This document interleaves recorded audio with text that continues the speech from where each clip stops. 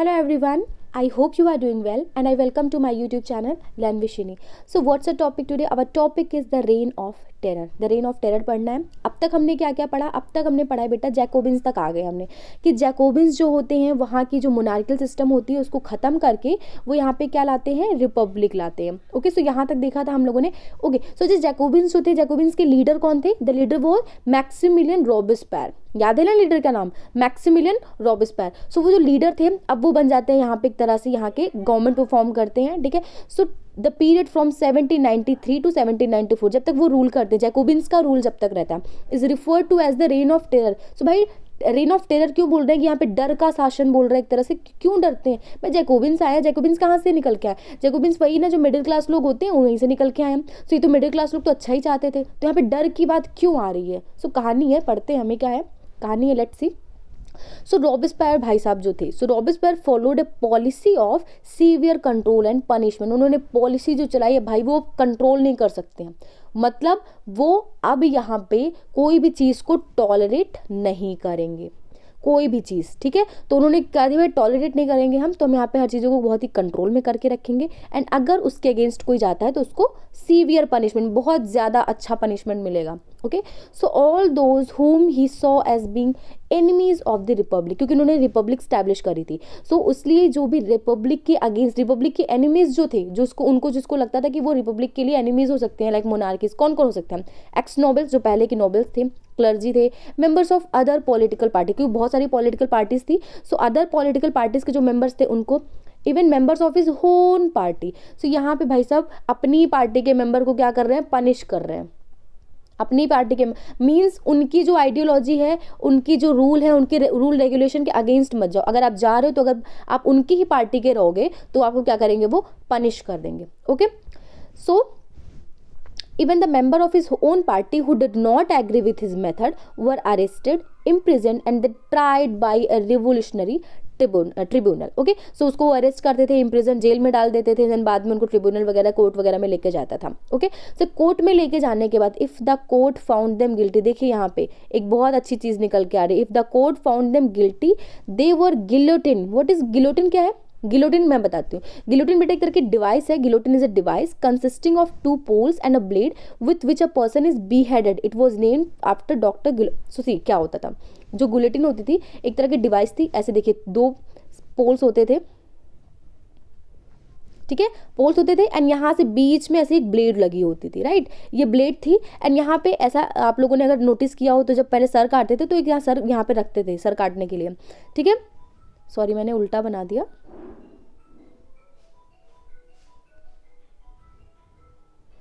I think ऐसे होता था. ठीक है, जिसको यहाँ पे सर काटना है वो आके भाई साहब अपना सर यहाँ पे रख दीजिए. ठीक है, क्यूट सी देखिए यहाँ पे कोई से मैंने सर रख दिया है. एंड ये जो ब्लेड होता था, ये जो गिलोटिन होती थी, ये इस तरह की कुछ होती थी. यहाँ पे डोरी लगी होती थी, कोई स्ट्रिंग लगी होती थी. जैसे ही स्ट्रिंग जो होती थी यहाँ से हट जाती थी, तुरंत ये जो ब्लेड होता था वो कहाँ आ जाता था? नीचे. एंड इन भाई साहब का सर जो होता था क्या हो जाता था? अलग हो जाता था. सो इस तरह की कुछ ये मशीन थी. और ये मशीन की जो एक तरह से इन्वेंशन किसने किया था? Doctor Guillotin. तो इन्हीं के नाम के ऊपर ये मशीन रखी थी. सो यहाँ पे जो रॉबेस्पियर भाई साहब थे वो इस मशीन का बहुत यूज़ करते थे. मतलब इनके अगेंस्ट अगर कोई गया तो उसको क्या करते थे? बस इसी मशीन के सामने लेके जाते थे. ओके, क्या होता है देखते हैं.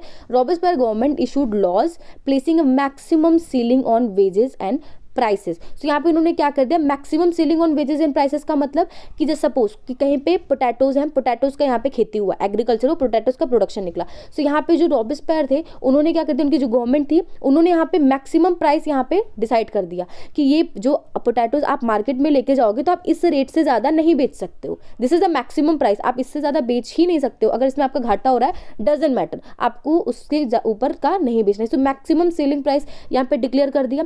सो इससे किसका घाटा होगा बेटा? देखिए यहाँ पे अगर फार्मर्स हैं, फार्मर्स का जो एक तरह से आप बोल सकते हो कि जो इनका इनपुट लगता था, जिसमें वो प्रोडक्शन के लिए जो भी इनपुट्स वगैरह मेथड अपना करते थे, अगर उससे उनका कॉस्ट हाई आ गया, बट यहाँ पे इनको मार्केट में ले जाके एक प्राइस है उससे ऊपर नहीं बेचना है, तो अपनी प्राइस को ऊपर नहीं बेच पाएंगे तो एक तरह से इनका नुकसान होगा ना. तो इस तरह से यहाँ पे जो फार्मर्स थे उनका नुकसान हो रहा था. Meat and bread were ration का मतलब क्या था कि यहाँ पे डिसाइड हो गया था कि मीट एंड ब्रेड जो है एक फैमिली है तो इसके लिए इतना ही मिलेगा, इससे ज़्यादा आपको नहीं मिल सकता. ठीक है। Peasants were forced to transport their grain to the cities and sell it at fixed price by the government. So वही चीज़ है कि यहाँ पे जो प्राइस थी गवर्नमेंट ने डिसाइड कर दिया, उसी के अकॉर्डिंग जो फार्मर्स है उनको वो सारी चीज़ें क्या करनी है, मार्केट में बेचनी है। The use of more expensive white flour was forbidden, all citizen were required to eat the पेन डिगेलाइट। सो यहाँ पे देखिए जो भी बहुत ही एक्सपेंसिव वाइट फ्लोर, जो वहाँ के आटा वगैरह थे उसको खाने से, एक्सपेंसिव फ्लोर खाने से सबको क्या कर दिया गया, डिनाई कर दिया गया। अब सबको भाई एक तरह का ही फ्लोर खाना है, एक तरह का ही फ्लोर खाना है। एंड उसका ब्रेड है, क्योंकि यहाँ पे सब ब्रेड खाते थे, तो एक ही तरह का ब्रेड खाना था, उसको क्या नाम दिया गया, इक्वालिटी ब्रेड। एंड अगर बोले वहाँ की लैंग्वेज में तो उसको क्या नाम दिया गया, फ्रेंच की लैंग्वेज में पेन डिगेलाइट। तो देखिए पेन, यहाँ पे पेन दे रहा है, ये पेन दे रहा है ना एक तरह से, इसलिए इसका नाम भी देखिए रख दिया उन्होंने पेन डिगेलाइट, इक्वालिटी ब्रेड रख दिया कि आप इसी तरह, एक ही तरह का ब्रेड सारे सिटीजन खाओगे, किसी के लिए कोई यहाँ पे एक्सपेंसिव ब्रेड, एक अलग तरह का ब्रेड नहीं आएगा। अच्छा आप बताइए, हमारे यहाँ पे इंडिया में हम लोग के पास बहुत सारे एक तरह से आप बोल सकते हो अल्टरनेटिव्स हैं। अगर हमको ये राइस पसंद नहीं आता तो हम वो राइस खा लेते हैं, ये राइस नहीं तो वो राइस, ये वीट नहीं तो वो वीट, हमारे पास अल्टरनेटिव है, बट उन लोगों के पास नहीं था, उनको एक ही ब्रेड खाना है। ठीक है, सोचिए कितना पेनफुल रहा होगा उनके लिए। Okay, so equality was also sought to be practiced through form of speech and address. So speech and address वगैरह, speech वगैरह के लिए तो यहाँ पे equality की बात की गई। कैसे? Instead of the traditional mancier means sir and madam means madam. So वहाँ पे फ्रेंड्स में था कि पहले थोड़ा सा एक अपने आप को बहुत ही रॉयल्टी दिखाने के लिए वहाँ पे तो सर मैडम, सर होते थे, मैडम होती थी। सो वहाँ पे ये ऐसी जाके उनके फ्रेंच मैन एंड वुमेन को बोला जाता था। वहाँ के जो वीमेन होती थी, मैन होती थी, उनको सर बोला जाता था, विमेन बोला जाता था। ठीक है, अब जो रॉबिस्पेयर भाई साहब थे उन्होंने बोल दिया कि ये सब नहीं चलेगा, ये क्या है सर मैडम, कहाँ से आए हो आप लोग, अब आप लोग को क्या बोला जाएगा, सितोयन एंड सितोइन, सितोयन एंड सितोइन। ठीक है, कि आप यहाँ के बेसिकली आप कुछ भी हो, आप यहाँ के क्या हो, फ्रेंच के सिटीजन हो, तो सितोइन बोला जाएगा। जो मेल है उनको सितोइन एंड फीमेल को सितोइन बोला जाएगा। Okay, churches were shut down, churches को बंद कर दिया गया and their buildings were converted into barracks और ऑफिसेज, गवर्नमेंट ऑफिसेज बना दिया गया। यहाँ पे चर्च को उन्होंने पूरी तरह से बंद कर दिया, क्लोज कर दिया, शटर डाउन कर दिया, और यहाँ पे जो कुछ चर्च थे भी तो उनको तोड़फोड़ करके क्या बना दिया, गवर्नमेंट ऑफिस बना दिया। ठीक है, तो देख रहे हैं आप कितनी सारे चेंजेस ला रहे हैं हम लोगों को, मतलब पूरा सिस्टम ही चेंज कर दे रहे हैं पूरी तरह से। आप जो पहले थे और अभी वो पूरी तरह से चेंज कर दे रहे हैं। ठीक है, सो इनकी पॉलिसीज जो ऐसी थी, so Robespierre pursued his policies so relentlessly that even his supporters began to demand moderation. तो इतनी सीवियर तरीके से, मीन्स कोई भी इसमें ऊंची नीच नहीं होनी चाहिए, थोड़ा सा भी इधर उधर नहीं होना चाहिए। इसकी वजह से इसकी पॉलिसीज जो थी, अब इसके जो खुद के सपोर्टर्स थे बेटा, सपोर्टर्स जो भी थे इसके, जो पहले सपोर्ट कर रहे थे, वो भी अब क्या करने लगे, इनकी जो सपोर्टर्स थे अब बोलने लगे भाई अब कुछ तो मॉडरेट करो, बहुत है क्या, बर्दाश्त नहीं हो रहा है, एक ब्रेड खा के हम तो उब गए हैं, हमसे नहीं खाया जा रहा है ये ब्रेड। ठीक है, सो वहाँ के जो सपोर्टर्स थे उन्होंने भी किसकी डिमांड की, मॉडरेशन की, कुछ मॉडरेशन लेके आए, कुछ मॉडरेट वे में चलिए। हम लोग मिडिल क्लास से निकल के आए हैं, हम लोग कुछ एक एक्सटेंसिव वे में लेके नहीं चल सकते हैं, right. So finally he was convicted by a court in July, तो उसको फाइनली वो भी एक तरह से दोषी पाया गया जुलाई 1794 में। देखिए 1793 में आया था बेटा, 1794 में उसको दोषी पाया गया, मीन्स 1 ईयर तक उसने रूल किया। 1 ईयर में देखिए क्या क्या कर दिया उसने, एंड उसको अरेस्ट किया जाता है and on the next day send to the guillotine. चलिए इनको भी एक्सपीरियंस लेना जरूरी था, इतने लोगों को इन्होंने गिलोटिन के पास भेजा था, तो कोर्ट ने कहा चलिए आप भी थोड़ा सा एक्सपीरियंस ले लीजिए गिलोटिन का। So finally he was send to the guillotine and वही सेम प्रोसेस, उनका भी सर अलग हो जाता है। सो कहानी समझ में आई। रॉबिस्पेयर भाई साहब की एक टेरर का रेन था कि 1 साल तक लोग डर डर के जी रहे थे। No next a directory rule France. चलिए ठीक है, रॉबिस्पेयर चले गए। The fall of the Jacobin, Jacobin की जो गवर्नमेंट बनी थी 1 साल के लिए सही बनी थी। अच्छा यहाँ पे एक चीज़ अच्छी ये हुई थी कि यहाँ पे जो एक तरह से इलेक्शन के लिए जो सफरेज थी, वोटिंग राइट्स थी, तो यहाँ पे बेटा सबको मिल गई थी। कितने 21 एबव जो थे, 21 एबव जो मेल थे, मेल कैंडिडेट, मेल जितने भी मेल पर्सन थे सबको यहाँ पे वोटिंग राइट थी। This is a good thing, मिल गई थी।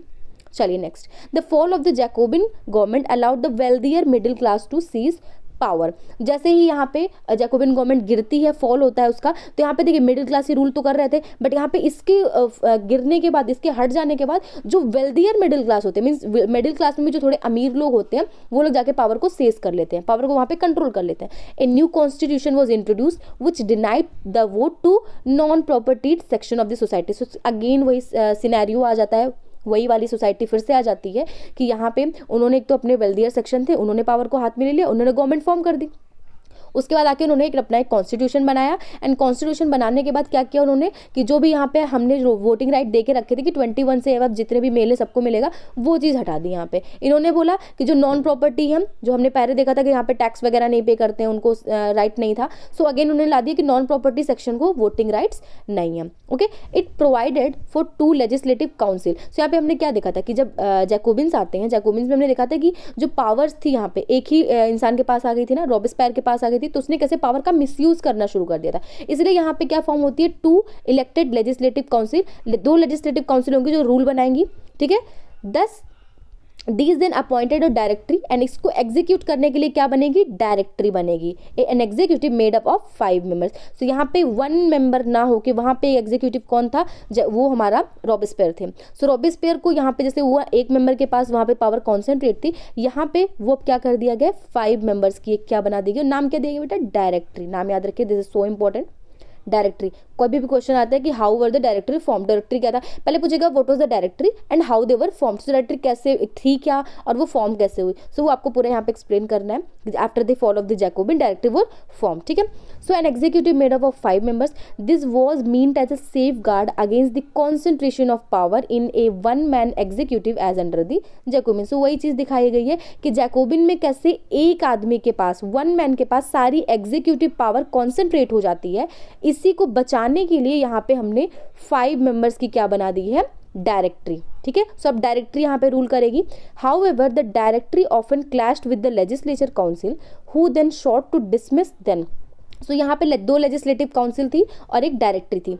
यहाँ पे लेजिस्लेचर में आ गई 2 काउंसिल और एग्जीक्यूटिव में कौन आ गया, डायरेक्टरी। सो डायरेक्टरी जो थी और ये लेजिस्लेटिव काउंसिल थी, दोनों में आपस में क्लैश होता रहता था। क्लैश मींस कुछ ना कुछ रीजंस को लेके आपस में क्लैश होता रहता था, ठीक है। जो क्या डिमांड करती थी, जो लेजिस्लेचर थी वो डिमांड करती थी कि इस डायरेक्टरी क्या कर दो, इसको डिसमिस कर दो, ठीक है। सो इस तरह से आप देख रहे हैं कि दोनों में क्लैश चल रहा है और ये बोल रही है इसको खत्म कर दो। सो वो एक इंस्टेबिलिटी चल रही है, यहाँ पे स्टेबिलिटी नहीं आ रही है कि यहाँ पे एक स्टेबिलिटी आ जाए फ्रांस में, कि यहाँ पे गवर्नमेंट स्टेबल हो जाए। सो यहाँ पे पॉलिटिकल इंस्टेबिलिटी है, ठीक है, जो डायरेक्टरी की वजह से हम, जो rise of military dictator Napoleon Bonaparte. So यहाँ पे इतनी सारी इंस्टेबिलिटी हो जाती है कि अब लोग यहाँ पे आपस में, जो गवर्नमेंट है वो आपस में खुद ही डिसाइड नहीं कर पा रही है कि उनको क्या करना है। एक इशू आ रहा है, उसके ऊपर काउंसिल और डायरेक्टरी दोनों आपस में भिड़ जा रहे हैं। सो यहाँ पे स्टेबिलिटी नहीं है, इंस्टेबल हो गई है गवर्नमेंट। तो इसी का फायदा उठा के किसका एक तरह से राइज होता है, that was a military dictator Napoleon Bonaparte. आ गया हमारा हीरो, ठीक है, हीरो आ गया हमारा।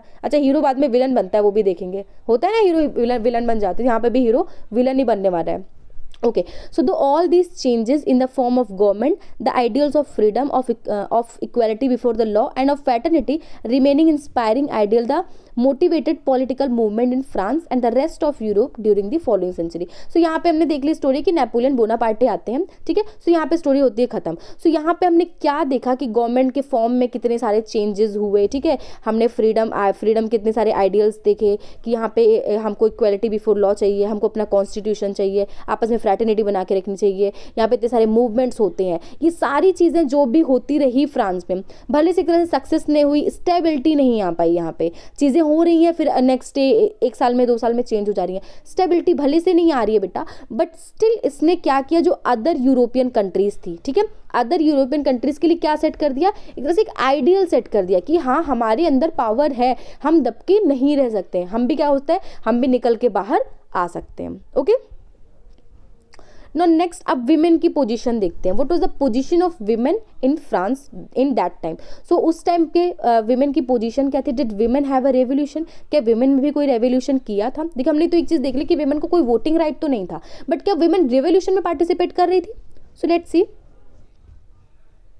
from the very beginning women were active participant in the event which brought about so many important change in French society. So starting से ही भाई चलिए ठीक है, एक चीज़ तो क्लियर होगी कि women एक तरह से participants थी, women participate कर रही थी, शुरुआत से ही participate कर रही थी, कुछ भी चीज़ें हो रही थी, ठीक है।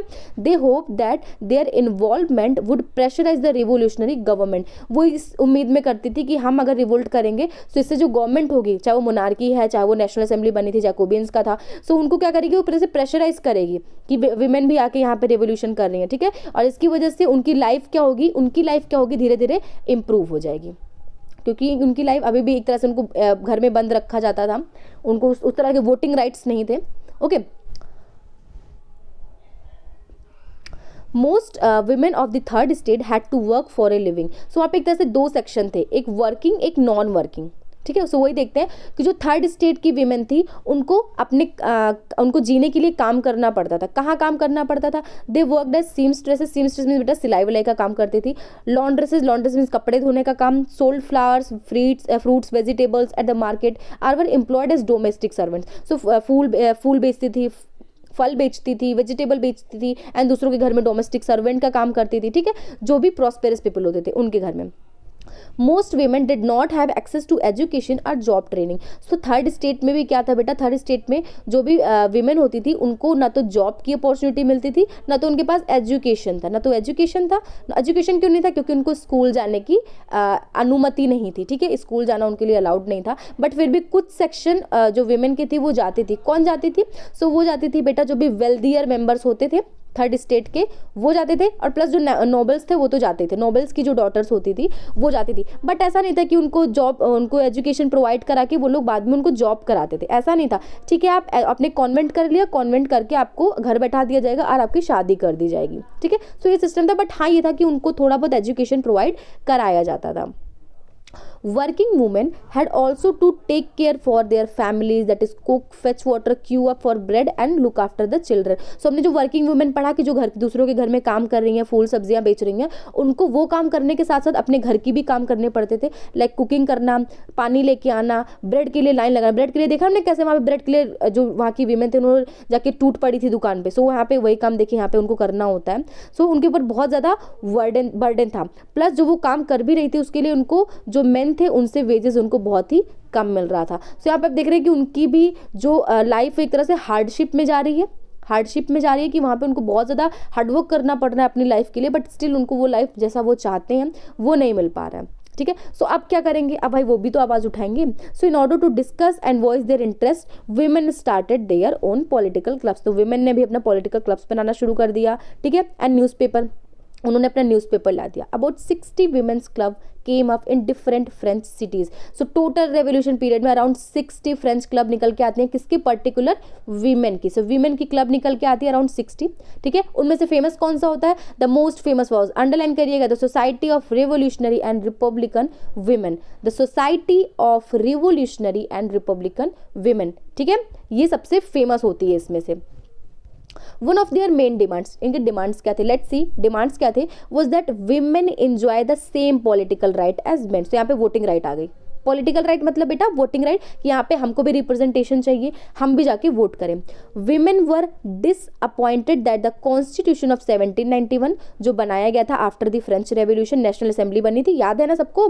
तो 1791 में जो कॉन्स्टिट्यूशन बन के तैयार हुआ था उसमें उनको पैसिव सिटीजन की कैटेगरी में रख दिया गया था। एज यू ऑल नो कि वहाँ पे उनको वोटिंग राइट्स नहीं थे, ठीक है। They demanded the right to vote, to be elected to the assembly and to hold political office. So उन्होंने बोला कि ठीक है, पहली चीज़ तो हमको वोट करने का राइट दो, दूसरी चीज़ हमको भी रिप्रेजेंटेटिव बनाओ, मतलब हम भी असेंबली में जाएं, हमारा भी कुछ राइट होना चाहिए, हम भी कुछ पार्ट हो उसके, एंड तीसरी चीज़ हम भी अपना एक पॉलिटिकल ऑफिस होल्ड करें, right. Only then they felt would their interest be represented in the new government. So वहीं से उनको ये फील होने लगा था कि उनका जो इंटरेस्ट है, ठीक है, वो नए गवर्नमेंट में रिप्रेजेंटेशन से ही पूरा होगा। ओके, सो यहाँ पे विमेन क्लब्स बन गए एंड वो सबसे फेमस उनकी डिमांड हमने देख लिया। सो इन द अर्ली ईयर्स जो रिवोल्यूशनरी गवर्नमेंट आती है did introduce law that help improve the life of women. जो रिवोल्यूशनरी गवर्नमेंट हमारी आती है वो कुछ ना कुछ करती है विमेन के लिए, ठीक है। क्या क्या करती है? Together with the creation of state school बनाती है। स्कूलिंग वॉज मेडिंग कंपल्सरी, तो एक तो उसने स्टेट स्कूल्स बना दिए। स्कूल्स बना के उसने क्या बोला कि अब ये जो स्कूलिंग है वो सारी वुमेन के लिए क्या हो जाएगी? कंपल्सरी। आप कोई भी स्टेट से हो, मैटर नहीं करता है, आप फर्स्ट स्टेट से हो, थर्ड स्टेट से हो, किसी मैटर नहीं करता, आपको स्कूल जो है वो भेजना है। Their father could no longer force them into marriage. तो यहाँ पे दूसरी चीज, अब जो फादर है उनके वो शादी के लिए उनको फोर्स नहीं कर सकते for the marriage against their will, उनकी विल के अगेंस्ट, उनकी इच्छा के अगेंस्ट आप उनको शादी के लिए फोर्स नहीं कर सकते। सेकेंड पॉइंट हो गया। थर्ड क्या बनाया? Marriage was made into a contract enter into freely and registered under civil law. So marriage को एक तरह से उन्होंने एक कॉन्ट्रैक्ट बना दिया कि आप जिसमें बहुत ही फ्रीली इंटर कर सकते हो, ठीक है, और ये सिविल लॉ में रजिस्टर होगा। सिविल लॉ में रजिस्टर होगा कि आप अगर आप चाहते हो तभी आप शादी करोगे, एंड ये इसकी जो आपकी शादी होगी एक तरह से रजिस्टर्ड हो जाएगी। Divorce was made legal, divorce को यहाँ पे लीगल कर दिया कि भाई शादी तो आप फ्रीली कर सकते हो, बाहर भी आप फ्रीली निकल सकते हो। अगर शादी नहीं करना, शादी को अगर आप आगे नहीं बढ़ाना चाहते हो तो आप उससे बाहर निकल सकते हो। And could be applied for by both women and main, तो यहाँ पे वीमेन भी डाइवोर्स के लिए अप्लाई कर सकती हैं। 4 पॉइंट हो गया। No fifth, women could now train for jobs, could become artist or run small businesses. So यहाँ वीमेन को बहुत फ्रीडम मिल रही है बेटा, देख रहे हैं आप लोग, यहाँ पे उनको स्कूल भी जाने दिया जा रहा है, उनको बोला जा रहा है कि आप शादी अपनी मर्जी से करो, प्लस आप डिवोर्स अपनी मर्जी से लो। यहाँ पे आप बोलते जा रहे हैं कि आप जॉब के लिए बाहर भी जा सकते हो, जॉब के लिए ट्रेनिंग भी कर सकते हो, अपना बिजनेस भी रन कर सकते हो, कोई स्मॉल छोटा मोटा बिजनेस आप रन कर सकते हो, आप आर्टिस्ट भी बन सकते हो। देखिए भाई, आर्टिस्ट मीन्स पूरी तरह से आज़ादी दे दी जा रही है कि आपकी इच्छा जो है, फ्रीडम उनको मिल रही है। ठीक है, सो हमारी जो रिवोल्यूशनरी गवर्नमेंट आती है उसने थोड़ा बहुत वीमेन के लिए किया। बट यहाँ पे जो बेटा एक चीज़ तो अभी भी लैक कर रही है, क्या लैक कर रही है? वोटिंग राइट्स, अभी भी उनको वोटिंग राइट नहीं मिल रहे हैं, लैक कर रही है ना। So women struggle for equal political rights however continue, अभी भी इनका जो पॉलिटिकल राइट के लिए वो जो डिमांड थी, स्ट्रगल था, वो कंटिन्यू चल रहा है। ठीक है, so during the reign of terror, terror याद है ना, रेन ऑफ टेरर किसका था? चमक रहा है कि नहीं चमक रहा है? रेन ऑफ टेरर याद करिए बेटा, सब दिमाग में रखते चलिए। ठीक है, ऐसे चमका के छोड़ मत दीजिए। रेन ऑफ टेरर था किसका? जैकोबिन्स का, जो हमारे रॉब्सपेयर भाई साहब आए थे। सो उन्होंने क्या किया था? उन्होंने new government issued law ordering closure of women's club, तो उन्होंने तो आके सब कुछ बंदी कर दिया था। देखिए यहाँ पे उन्होंने, वो आए, उन्होंने बोला कि जो वुमेन का क्लब चल रहा है सब बंद करो। ठीक है, और जो पॉलिटिकल एक्टिविटीज़ में थोड़ा बहुत वो इन्वॉल्व हो रही थी, उनको भी बैन कर दिया। ठीक है, उनको क्या कर दिया, यहाँ पे अगर जो इन्वॉल्व हो रही थी उनको अरेस्ट करना शुरू कर दिया। Many prominent women were arrested and number of them execute, मैंने उसको मार भी दिया, एग्जीक्यूट करवा दिया। सोचिए कितने ज़्यादा वो क्रूअल होते जा रहे थे।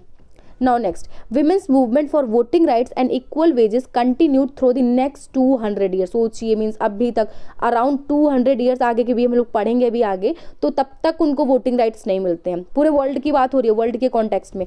The fight for the vote was carried out through international suffrage movement. यहाँ पे देखिए, अगर विमेन की राइट्स की बात है, यहाँ पे पूरे वर्ल्ड की रही हो रही है। वर्ल्ड में अगर जो वोटिंग राइट के लिए जो मूवमेंट हुआ तो उसको क्या बोलेंगे आप लोग? International suffrage movement. ठीक है, during the late 19th and early 20th centuries, the example of the political activities of French women during the revolutionary year was kept alive as an inspiring memory. So यहाँ पे जो उन्होंने एक तरह से, हम उनको आज भी याद करते हैं कि उन्होंने जिस तरह से अपने लिए, अपने राइट्स के लिए मूवमेंट किया। ठीक है, फ्रेंच वीमेन ने अपने राइट्स के लिए मूवमेंट किया, उसको आज भी एक इंस्पिरेशन है हमारे लिए। ठीक है, फाइनली, अच्छा ठीक है, उन्होंने बहुत सारे स्ट्रगल कर लिया, हम उनको याद बात कर ले रहे हैं, बट फाइनली भाई अब तो दे दो उनको वोटिंग राइट। तो कब आके मिलता है उनको?